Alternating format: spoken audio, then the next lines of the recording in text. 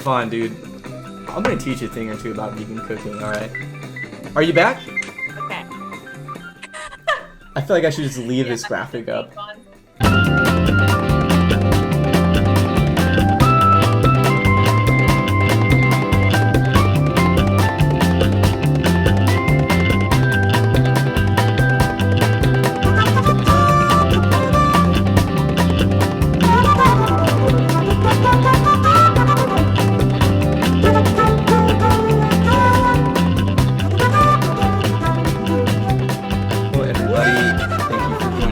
Channel. Howdy. This is the show where we talk about things that make us glad, like cooking vegan food and writing songs. This week we have a cool show. We have Malia from Glacier Veins is going to join us in a little bit, and she's going to talk about cooking vegan food at home, vegan restaurants, all things vegan, and then she's going to talk about songwriting. She's in a band called Glacier Veins, and they're really great. So we're going to bring her in a second, but before that, we're going to do a new segment on the show called The Glad Family Update. Oh, what's up, JT Honey? What's up, Robbie? We're going to talk about I'm Glad It's You as a band. This is a TV channel, but we're also playing a band. And so every week we're going to be talking about something band-related, or we're going to bring in somebody from the band who's going to talk about something that they're interested or something like that. But this week, the band I'm Glad It's You put out a new single. If you listen to it, thank you for listening to it.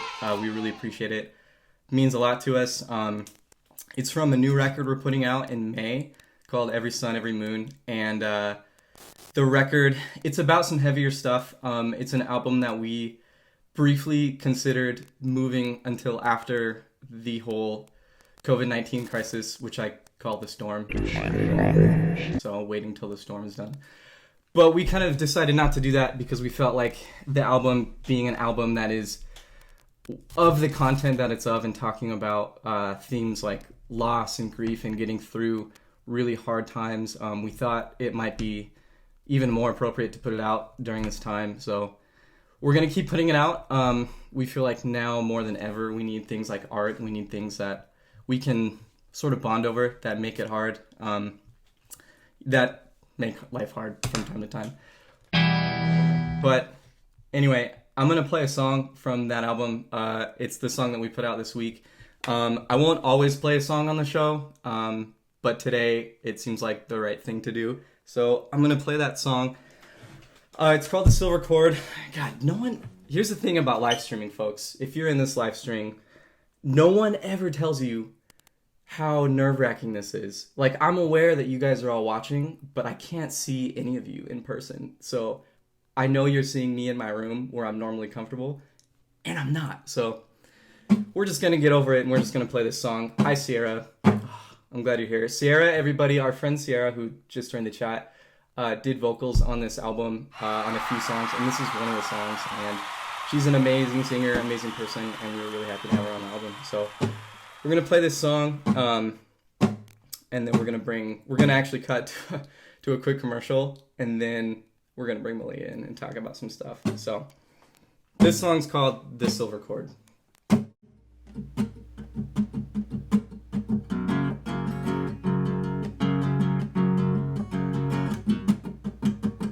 Moonless night, I flee into a spirit dream to find you.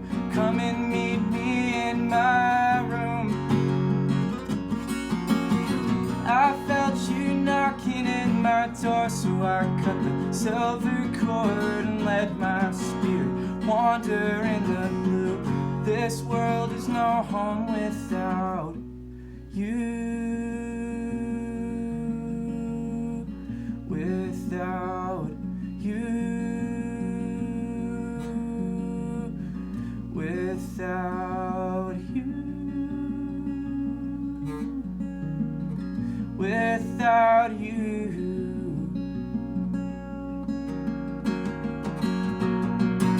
night will turn to day, and there will come a change, new life blooming up from the decay. I see the water making way, paved roads to brighter days, but I follow where my burning takes this world is no home without you. Without you. Without you. Without you.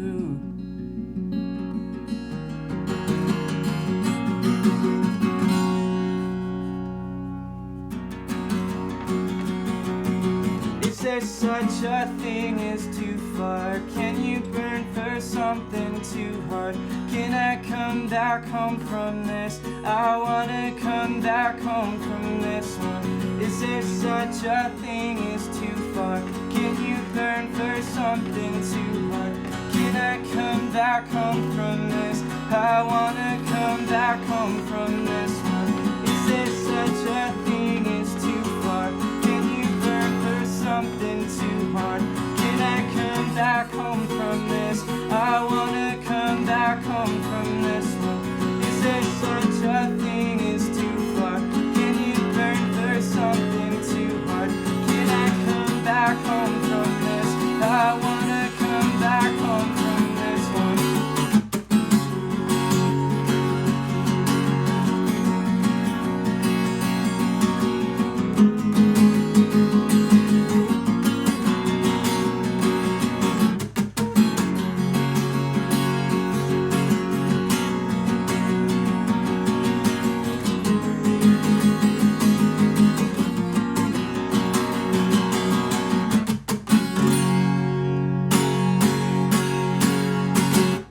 Alright, enough of that. We're gonna cut to... God, that is so nerve-wracking. We're gonna cut to a quick commercial break, and you won't be able to hear the sound, but I've subtitled it, so you'll be able to read what it's about. Quick shout out to Joey Cahill for the word, the sponsorship. And anyway, we're gonna be joined by Malia when we come back. Oh, hi. I didn't see you come in. I'm Joey Cahill, 613 Records. While I have you, I should tell you that I'm Glad It's You has a new record coming out May 15th. It's called Every Sun, Every Moon, and it's fantastic. This is the first time I've done my hair in 3 weeks. Hello! How are you?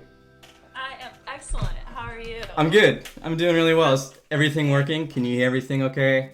We're good? Oh, yes. Me? I'm so happy. We did like 5 trial runs and we finally figured it out, huh?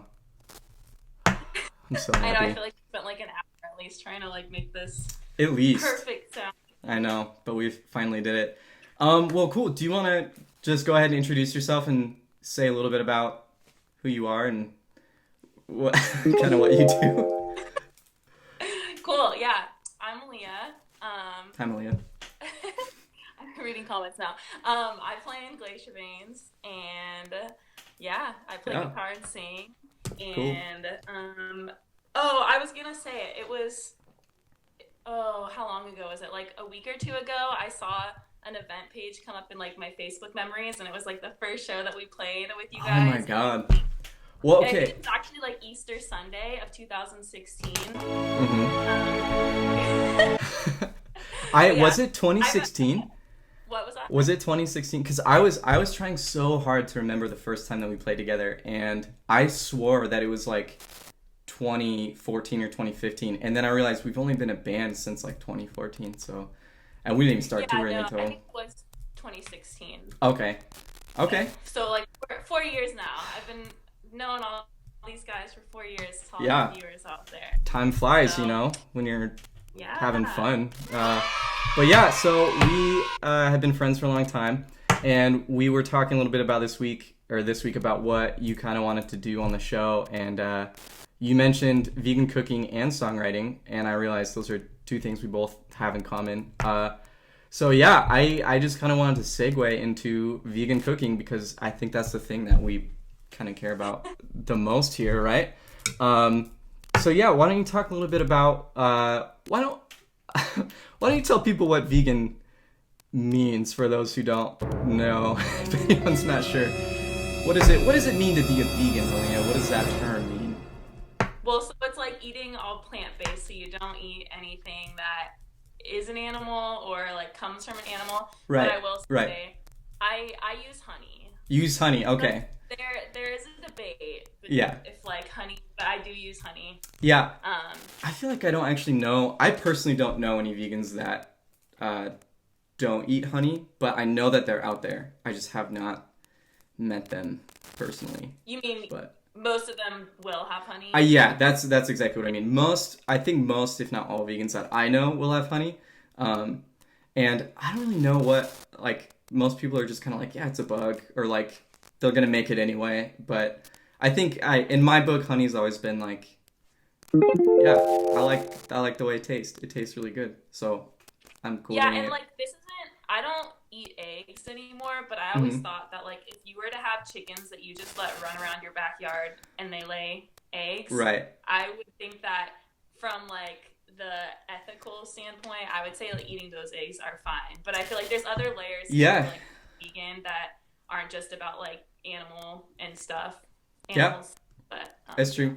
I agree. Our friends actually up down the street have a bunch of chickens, and occasionally I'll take their eggs and I will eat them because they'll kind of just be left around the yard, or they'll be left in the coop, and they will go in there and take them, and I eat them, and they're really good. But yeah, that's a good point. I think most vegans that I know, for those of you who don't know, will be vegan for either health reasons or ethical reasons, and most of the time it's the ethical side because being a vegan isn't the healthiest thing all the time. Because you could technically eat Oreos and Sour Patch Kids every day and have a lot of fun, but not be a super healthy person.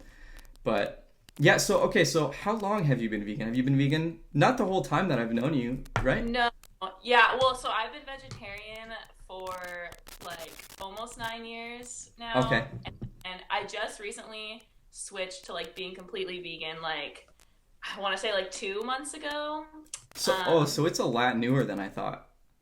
yeah, but I feel Wow. like I've spent like a lot of the time that I've been vegetarian, I've also like pretty much cut out most dairy.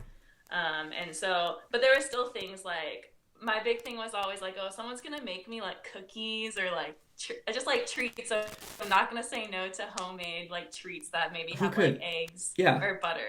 right. Um, and then there was a time too where I was eating like a bunch of eggs for, or not a bunch of eggs for breakfast, but that's like my main like breakfast thing was eggs and like the Yeah, classic like diner meal too with eggs and so potatoes. good. So Yeah. that was kind of the one thing that I was kind of like ooh about. But then one day I was just like, nope, I was gonna cut everything and just like really be conscious about like what I was eating. Yeah. So I'm very similar, in fact. Like I have what I call like a friendship clause, which I think a lot of vegans would kind of like thumbs down me on, which is okay. You can thumbs me down. But whenever like a friend makes a food that's like a cake or like uh something that's like slightly not vegan or just a little bit of animal products were used, like eggs or milk, never meat, I will usually partake. Especially on tour, people like to be really hospitable, and like people bring cupcakes to the show sometimes, which you should do that. And I will eat them every time because it's like so kind, and it's such a nice thing to be on the road and a stranger is like providing you with hospitality. So I am cool with that. But hey, the thing that Sean. I was Sorry, my friend Sean just joined.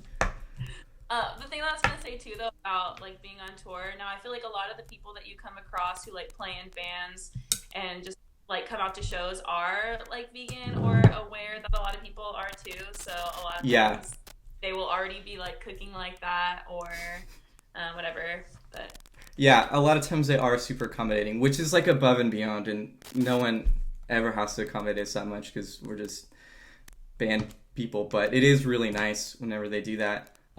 So yeah, so you've been vegan for 2 months now. What I want to ask, like, what are some of the things you cook a lot? Because I feel like, you know, you've actually, since we've been talking about this show, like I've started to cook more exciting things, but I'm a pretty routine cook. Like I will cook vegetables, rice, like tofu every day and eat that, you know what I mean? But are there things that you have that every day you're cooking, or are there things that like during this quarantine time you've been cooking differently to kind of, spice it up a little bit?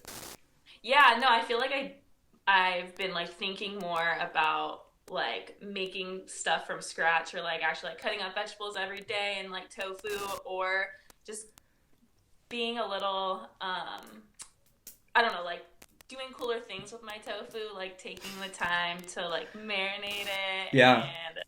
and making better sauces for it, which is cool because now that I spent time like, looking into like doing Sean. that. It's so nice.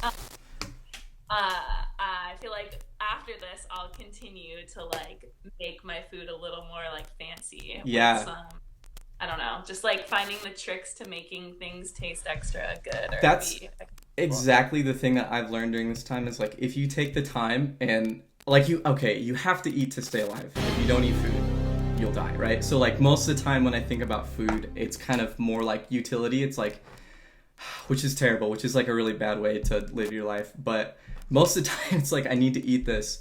But during quarantine, it's been like this is so hard that I've taken the time to like find really good ingredients and make my food taste good and put a little effort into it. And I actually brought some of my favorite things to show you. I don't know if you did too, but I I did, yeah. okay, so the two things that have kind of changed my life the most during this time is I have this, it's backwards, you can't read it, but this is just some like white miso paste. And miso is this weird like fermented soybean paste. If you don't know what it is, like I basically take this and I make a sauce with it, or I'll just like put it in some broth, like some hot water, and make some like really deep, rich broth, and I'll combine it with this. I showed you this earlier. It's better than bouillon. It's just like a vegetable stock that comes in this like weird paste. It tastes really gross if you try to eat it by itself, so don't do that. I think I've seen commercials for that. Yeah, there's commercials. I think there's like a fun, catchy song too. But I cook with these a lot. The other thing I do a lot in quarantine right now is I've been fermenting stuff a lot. So actually like 30 minutes before we started this, hey Danny, I bottled my second batch of kombucha. This is a jasmine tea, Oh. ginger kombucha. Okay. So I'm really What do you excited have? about it. Oh, the other one? I threw that one away. It tasted like trash. It tasted like, not like trash, but it tasted like pickles, like too much like pickles. And I didn't really want to be drinking pickle juice. And all right, Mom, I'll cook you some food when this is all over. But yeah, I've been fermenting a lot of stuff, and my next project is sourdough, which I think is everybody's project. But anyway, what about you? I realized I asked you a question and then talked for a long time, but Oh no, that's okay. I wanted to hear about yourself, but I was gonna ask you a question about, yeah, was it you who touched the SCOBY the one time? yeah, Who yeah. story was that? Oh, I I feel like forgot. somebody, maybe Nick or Matt, were really like appalled with. A lot of people are because it looks very very nasty. It looks like alien skin. Like if you've seen like an old horror movie and there's like an alien in it, it looks and it feels like what I'm sure that feels like. But that was at your house actually. That was in 2016. Your sister Jane. Hi Jane. I don't know if she's there, but she was like, check out my SCOBY, and I was like, what's happening right now? But look at me now, you know. I have a huge bowl too, like a mixing bowl. It was massive. It was massive and it was disgusting. And my SCOBY is massive and disgusting, but it's life. It's like what, you know, it's part of the living culture of bacteria that makes your food taste good. So we like that. But back to you. What's up? What's been your favorite things to cook right now? Well, I'll save that. That's a treat thing. Ooh. I got a big bag of chia seeds. Yes. Okay. This is like my breakfast, and actually, honestly, I've been like having coconut yogurt with some chia seeds and granola Mm-hmm. and berries, Mm-hmm. and that's like a solid breakfast starter. But also, you can throw chia seeds in like a smoothie, and you can use them to like replace eggs in baking. Yeah. So that's nice. They're supposed to be like really fatty, right? I've actually never cooked with them before, but I know that you can make like a pudding with them, right? Yeah, once they like get wet, and like really shortly after they start to like get a jelly like coating around the seed. Ooh. And so when you like put them all together, then it starts to like turn into like a consistency that's kind of like jelly Yeah. like. And so, yeah, you can like get some like coconut milk or almond milk and put some seeds in and let them like sit for a while and put some Okay. sweetener in, make like a pudding with it. But yeah, then they just kind of like enhance the texture in smoothies and stuff too. Yeah, I'm sure kind of like You. bind everything together a little bit. Cool. Yeah. But I then like that. my other big thing that I'm all about, Christina was commenting about how we all know how much I feel about kombucha. When we're on tour, I like have to have kombucha, but was So good. apple cider vinegar Okay, yeah. has been my life Mhm. too. On the last tour we did, I just like brought one of these bottles around because you don't have to refrigerate them. Like with kombucha, you should like leave them refrigerated. So this like you can just like bring with you everywhere, and I would like pour it in with some water and honey and turmeric Like and make fish. just like a nice little health shot. A little health shot And on you the can cook with road. it too. Yeah, I was gonna Keeps say, you healthy. yeah, I know people that, I don't know if you do this, but I know people that will like just drink it. Like they'll carry on a bottle and just like, boo, like take a shot of it. And it's like a little too much for me personally, but I do really like to cook with it. So like, especially when I'm doing like a Mm-hmm. stir fry, I'll do a little bit of soy sauce and mirin and apple cider vinegar, which I like better than like rice vinegar because it's kind of sweet. And it's pretty good. So, yeah. Yeah, no, it's a nice one. Also, Matt's comment, I was gonna say somebody was Yeah. late, but I think Matt maybe missed it. Yeah. First time I saw Scooby. Was at Malia's house, which you're currently in Malia's house. And you were appalled, that's what I said. He was Matt very was appalled. not. I think Matt we were was all a little bit appalled. I think it was like it was very Portland, you know? It was like, oh, welcome to the weird place, and this is the weird things that people here do. But I mean, look at us now. Like me and Matt, you know, are fermenting stuff all the time. We make kimchi. Oh, It's great. So that's funny. I forgot that Matt was there. I was gonna say we should bring. I want to hear like Matt's whole. yeah, Like Matt do it really good.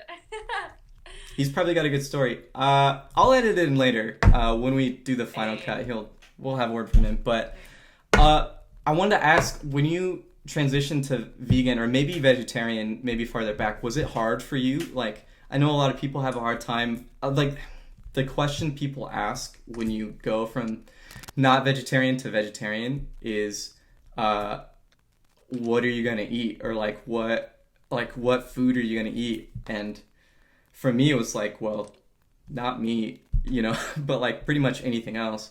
But was it hard for you, like when you made that first initial transition? I feel like when I transitioned to being vegetarian, it wasn't. I don't know. I like had kind of thought about it in the back of my head, but I had never been like, oh, maybe I'm gonna try it, and then didn't.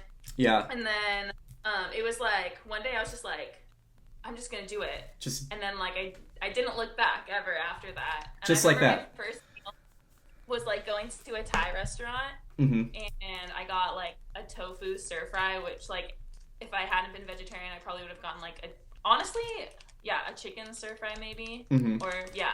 But it was just, and then after that, it was just like, yeah, I don't even remember what I ate because I was in high school. I was a sophomore in high school then. hmm And so I feel like I definitely didn't eat super healthy like right away. Yeah. I remember just eating like straight like rice a lot. Oh yeah, Um, just all the carbs, like a loaf of bread, yeah. plain rice. Pa- Yeah, pasta. Yeah. Speaking of pasta, I'm jumping a little bit, but this is my favorite snack. It's not even pasta, but it reminded me of pasta. These are Indomie noodles. It's a type of like a instant ramen, but I think oh my God, I don't know what country it's from, but it's like my favorite. When I first was vegan, I would eat a lot of like instant ramen if I could find a noodle that was vegan and the seasoning was vegan. But then I recently found these, and it's like taking me back in the best way. It's so good. It's my favorite food right now. So That sounds good. Yeah. Wait, so are you? I feel like we talked about this last time I- you guys were up here, but we were talking about how like you're not. Are you vegan or So- you are when you're at home and then on tour it's a little more flexible? yeah, I kind of flex a lot on tour. A lot of times because, like I said, like people will accommodate us so well, and they'll make like, you know, eggs or like a cheese quesadilla, and I will just eat it like no questions. Like I'm like, cool, you cooked me something. Like if it doesn't have meat in it, I'll probably just eat it. But also too, like, it's one of the things where when we first were touring, it was like, okay, how do we find like the vegan spots for Kelly, and then we all go somewhere else, you know? And it's just another thing to create a little bit of tension in the band. So I was like, all right, I can eat some eggs on tour. Like if we go to the diner, like I'll get some eggs, and just have eggs. And so I still kind of do that on tour. And yeah, it just makes my life a lot easier. And in the long run, I feel like the vegans that I know that have done this for a really long time are much more of like a like do what you can type of vegan, or they're like 99% vegan. And so that's kind of like the ethic and the rule of thumb that I follow. But how about you? Are you like a very like rigid like never any more animals type of I mean, yeah, I'm not. I guess I've never come into a situation where it's been like make or break if I, but I feel like, yeah, I'm not really like, eat like doing anything or like maybe gonna eat like animal stuff at all. I'm pretty, like straight. Yeah. I don't know what I'm trying to say, but yeah, I was saying. What you're saying is you're an actual vegan, like just a normal, like you follow the rules that vegans follow. And I'm saying I'm actually a pretend vegan. Sorry. Well, world. but you were saying, I feel like as long as you're like doing what you can, and even people who like eat meat sometimes can also like make some choices to like eliminate the amount of like animal product totally they use. But yeah, I was gonna say that on the last tour that we did, it was like a month after I'd like switched to like eating fully vegan, and I was like, okay, well, I was gonna let myself be flexible with it, but then I just decided to like just keep trucking along with it. Keep pushing. And I was like, well, if I can get through like a tour through like the Midwest and stuff, and like be vegan successfully, I can do it my whole life. So yeah, which is true. Maybe if I choose that. I realize they have gelatin in it, but wait, what does have gelatin in it? oh no. Oh no, are we experiencing technical difficulties?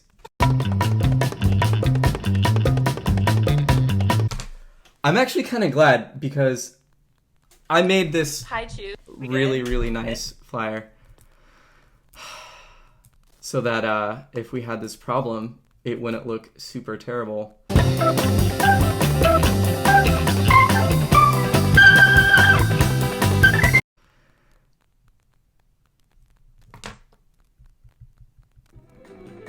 Are you back?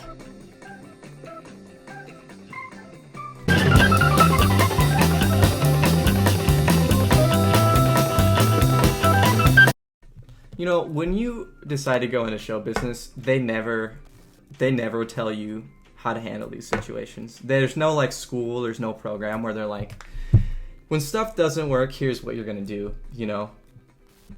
Okay, I'm sorry. I'm just like not gonna touch my phone and hopefully nothing happens. I think we're good though. Are we good? I feel like we're good. All right. Okay. Cool. All right. Thank you, Aunt Virginia. Appreciate that. All right. So the cauliflower. Yeah. Okay. So enough screwing around. We had a competition where we each made vegan cauliflower wings. And do you want to talk about yours for a little bit? We're gonna have you guys vote on these things. If you like one of them more than the other one, I'll put a picture up and you're going to hit the little heart thing and then we're going to see who wins. And the winner gets a little prize. So, yeah. Go ahead and talk about yours. Here, I'll show... I'll wait to show the picture. Just talk about them. Walk me through your recipe. Okay.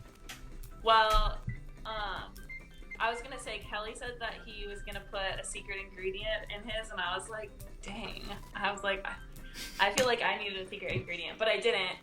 But so I was following this one recipe that told me to use like a store-bought like buffalo sauce, and I was like, okay, well, I'm just gonna like look up a recipe for how to make buffalo sauce, and then in that it asked for Worcestershire, is that how you say that? Worcestershire? Well, see,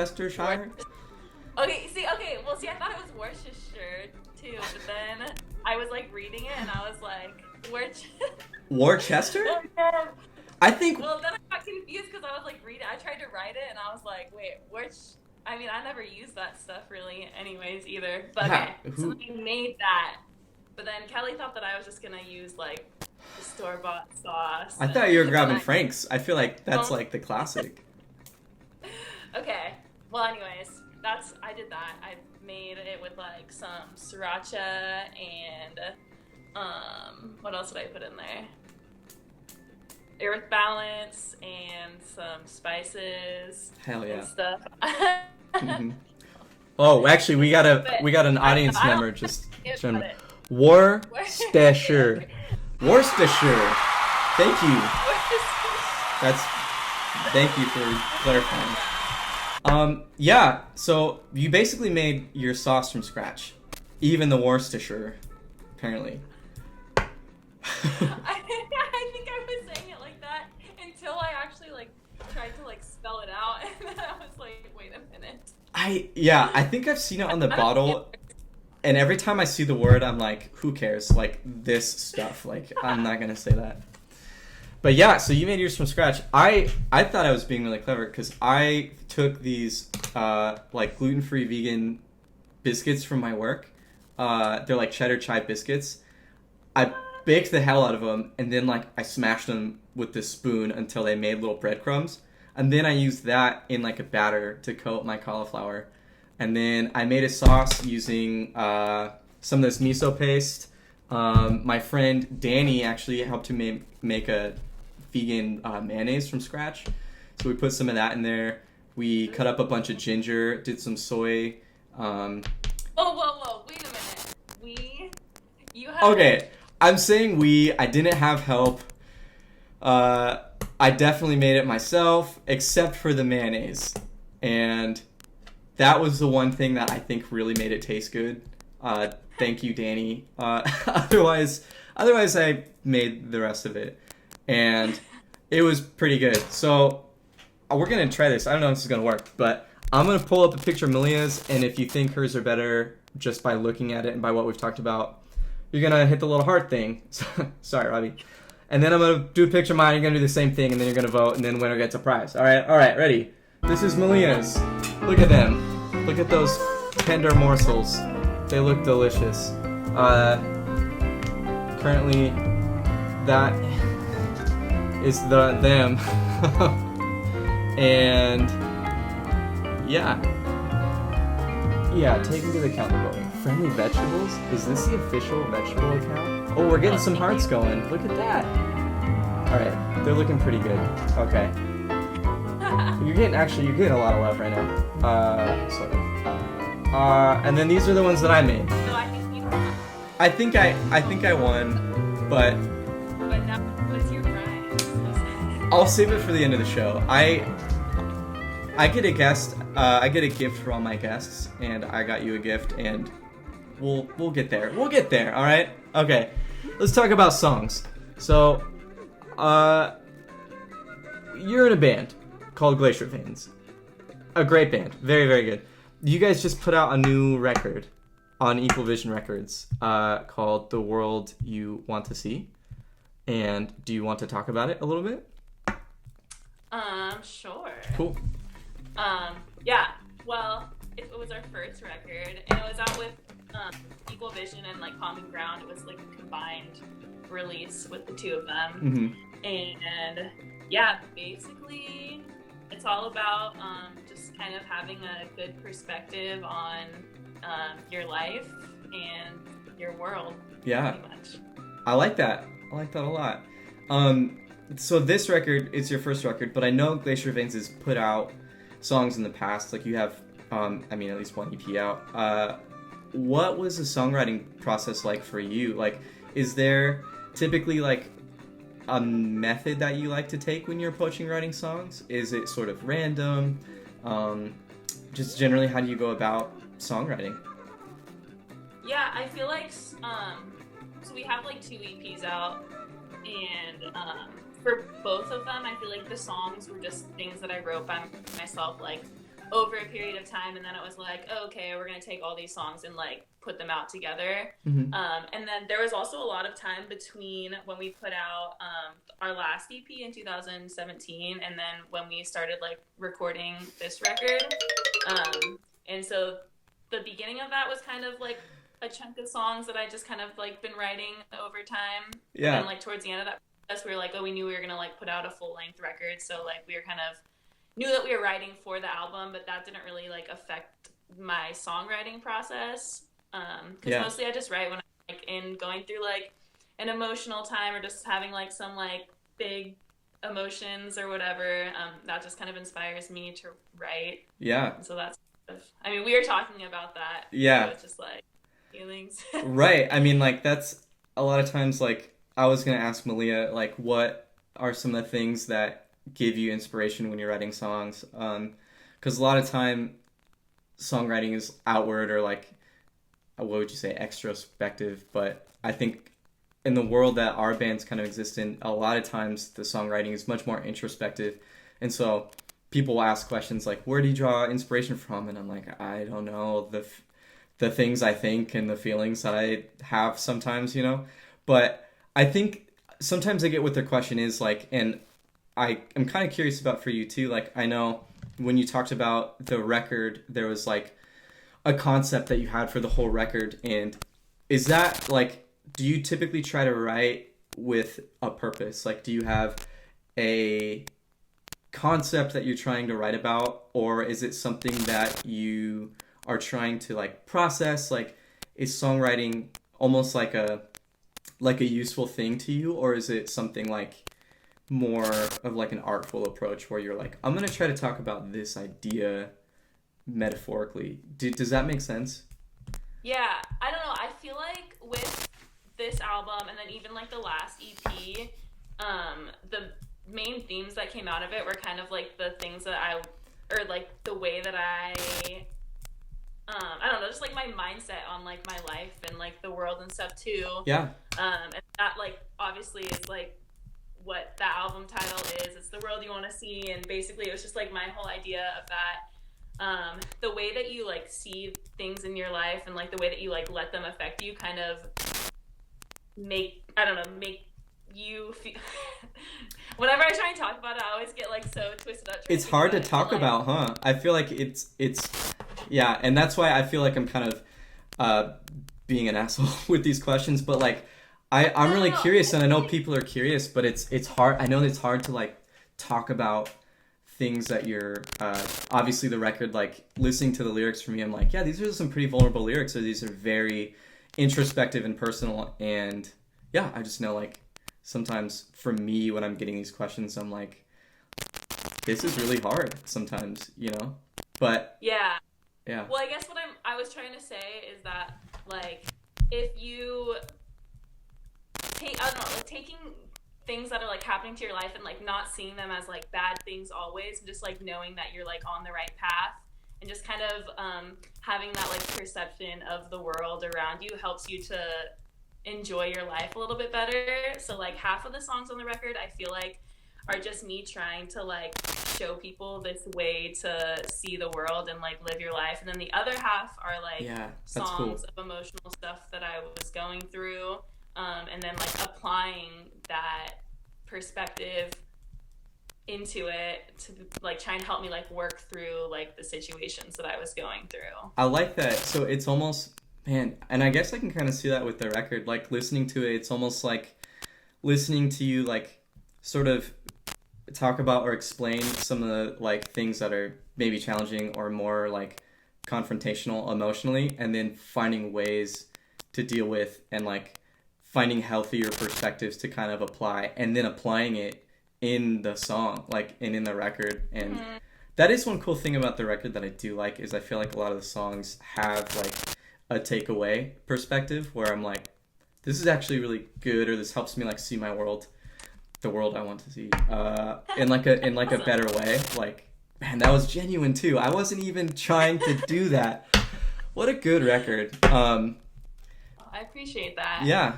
Is there, so, and I wanted to ask you too, is there like a favorite songwriter, or do you have like a big inspiration that you draw from when you're writing?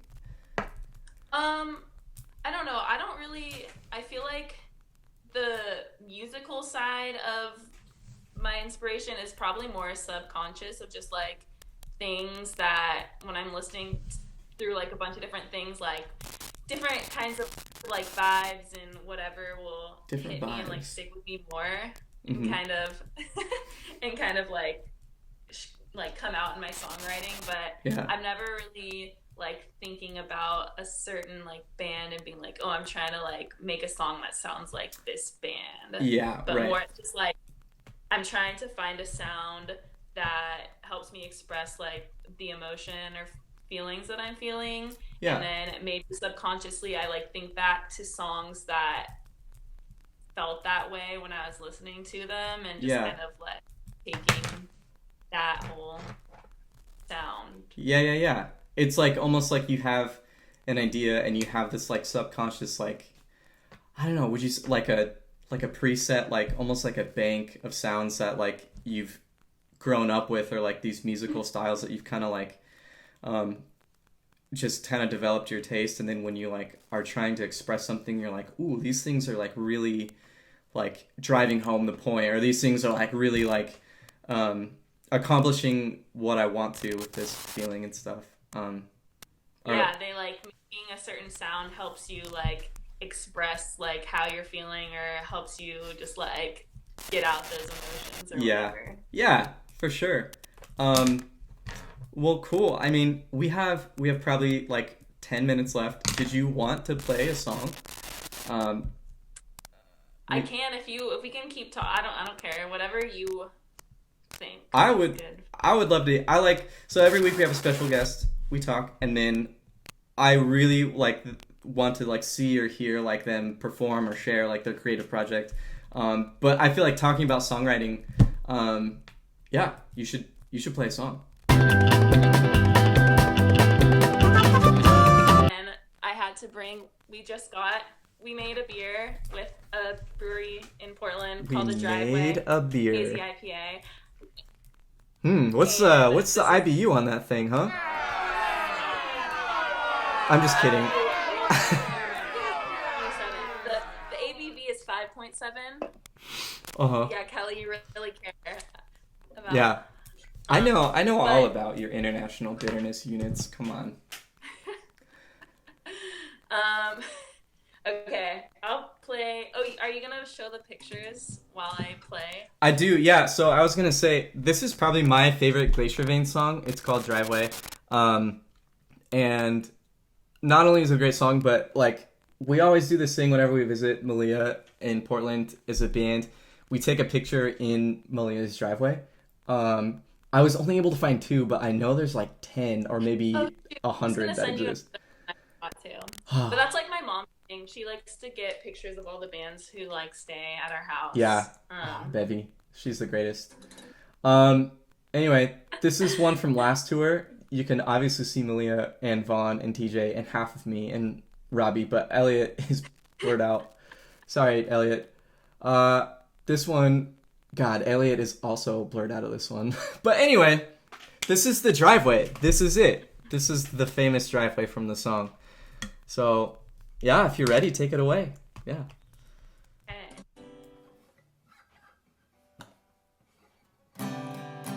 I don't think I can afford to stay here after you're gone. But I don't want to move away. I'd probably end up despising everybody who gets to stay.